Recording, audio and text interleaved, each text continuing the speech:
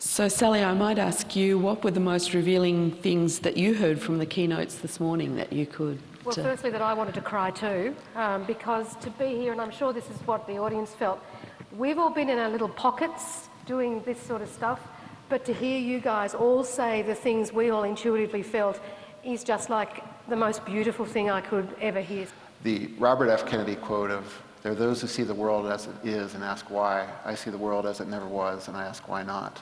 And we have three people who are doing a magnificent job of asking why not. Yes. Are there any of the three speakers that you'd like to ask a question in terms of the why aren't we doing more, or can we hear a little more of something that was said this morning? Well, I'm curious, of all three of them, what are the things that we can do to get other people to follow this? What are the policy things we can do? I mean, Richard was very good in saying this isn't just about program, it's about culture. But how do we ramp this up?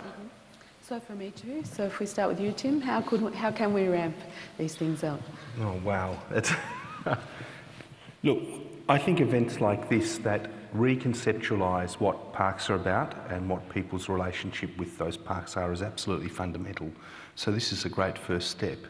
I guess from here, how do you then take the energy from these sort of meetings back into our societies, back into our governments, and gain the recognition that we have a resource here that can change things very fundamentally?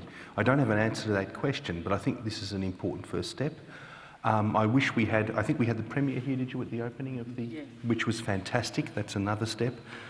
Maybe people from this meeting need to go in delegation to our state government and just say, here is the findings of this meeting. Your parks are much more valuable than you ever imagined.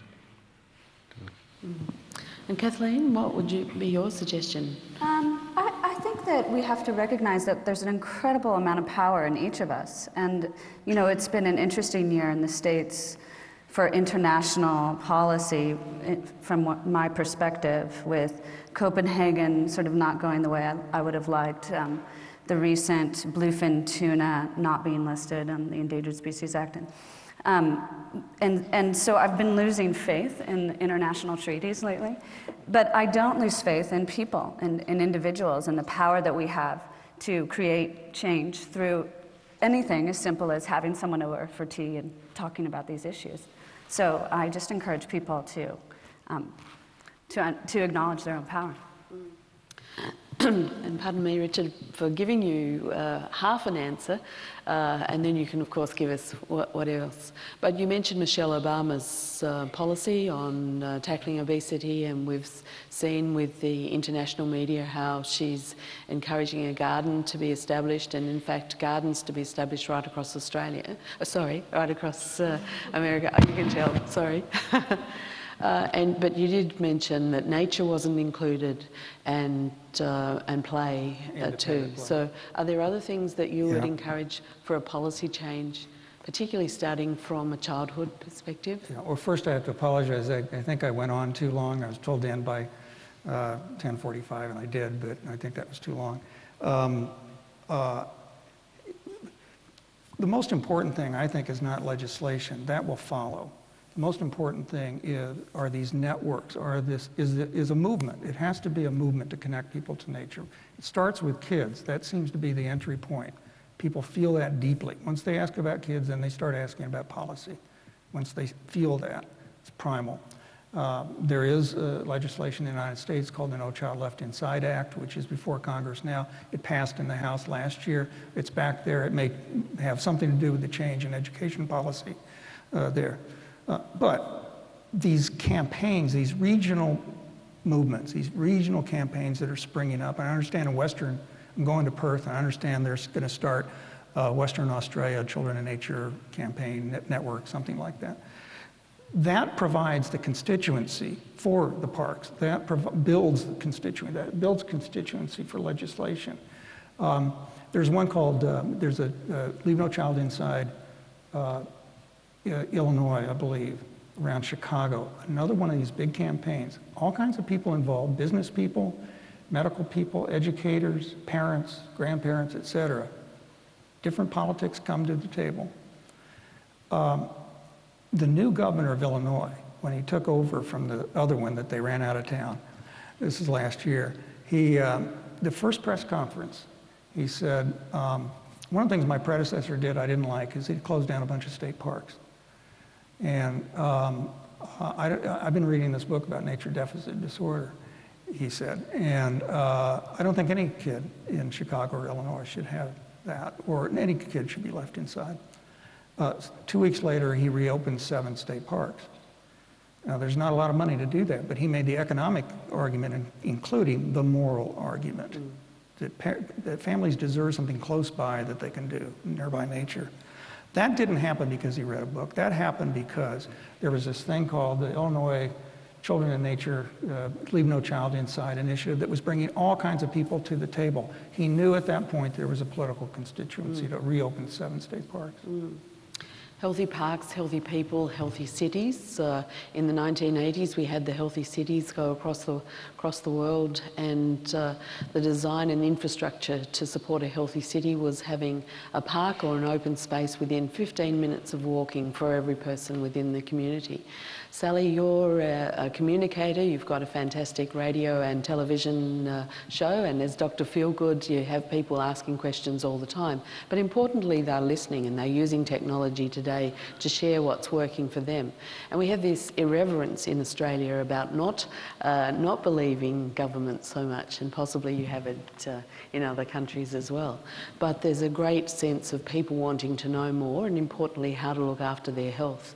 We've heard lots of reasons this morning around doing more in that space.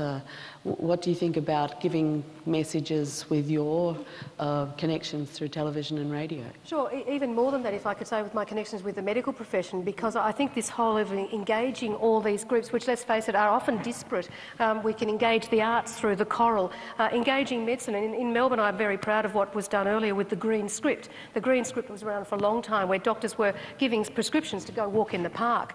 And I think it's this sort of thinking outside the square and engaging these groups. But if I can maybe mention the elephant in the room, in my view, is how do we get these groups who fought so hard for their spaces, such as the arts have to fight for their space? What worries me is about the fabulous work done by conservationists to protect our wilderness, to now ask them to let evil people in who might hurt it. How do we engage that sector who mean so well, who've done so well? How do we engage them and say, now we want to let the people in? Yes, so that brings us back. Tim, what's your ideas on that? I know I lived in the Northern Territory for a while. I lived in Darwin, and Kakadu National Park was an icon, and it brought visitors from all over the world. The cost to visit the park went up and up, and so it became out of the range of everyday people visiting the park. And importantly too, it was closed down for very important conservation reasons at particular times. It wasn't about the traditional owners closing it. It was a decision that was seen to be from Canberra. So how can we have healthy parks, healthy people, and an access to conservation areas without doing damage? Look, I've got pretty strong views on that, and I just don't believe that there is any environments, except for perhaps a few remote islands, where people haven't been part of it for a very, very long time. And people are integral to the health of these parks. So my view would be that, we need to build coalitions to invite people in. And there's one group that I'm particularly involved with called the Australian Wildlife Conservancy, which is a voluntary organisation that acquires land and brings people in and helps manage land. And we return species that have been long extinct from those areas and try to return them to ecosystem health. And I can tell you that the changes you see are just miraculous, and I don't use that word lightly, in the soil, in the plants, in the animals, and in the people. So I just think all of that linking up is so important. It obviously needs to be somehow managed, and that's what I guess regulatory authorities are for, but we need to do it. And could I just say I disagree profoundly with costs on parks. I worked for 20 years in museums. I saw them die when a cost was imposed on the door, simply because that skewed the entire structure and the reason for the existence of a museum. It used to be about research, collections and exhibition. It ended up being all about exhibition, nothing about research or collections, just by the charge through the door. The same thing happens with parks. Britain shows us the way forward there so clearly, where they just opened the doors of all of their institutions, art galleries, museums, to the people who owned them, took the charge off the door, and they are flourishing like never before.